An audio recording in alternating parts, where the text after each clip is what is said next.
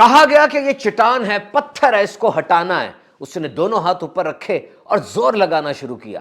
پورا دن گزر گیا، 1 انچ بھی نہیں ہلی۔ 1 ہفتہ گزر گیا، 2 ہفتے گزرے، 4 ہفتوں کے بعد وہ زور لگا رہا ہے، چٹان اپنی جگہ سے 1 انچ بھی نہیں ہلی۔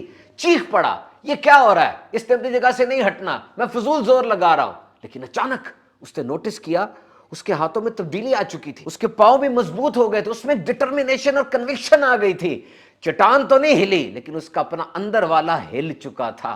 چٹان میں کوئی حرکت نہیں ہوئی لیکن اس کے اندر تبدیلی آ چکی تھی۔ تو یاد رکھو، جب زندگی میں ریزسٹنس آئے، رکاوٹ آئے، تو پش کرنا اور زور سے پش کرنا۔ یا تو وہ رکاوٹ ہٹ جائے گی یا کچھ عرصے بعد ہٹے گی یا نہیں ہٹے گی، لیکن آپ نے جو پین، جو مشقت، جو محنت کی، اس سے جو لائف لیسن آپ کو ملا، اس سے جو آپ کے اندر تبدیلی آئی، اس سے جو آپ کو سبق اور تجربہ ملا، وہ انمول ہوگا۔ چٹان ہلے نہ ہلے، آپ میں تو حرکت آئی نا، اور حرکت میں ہی برکت ہے۔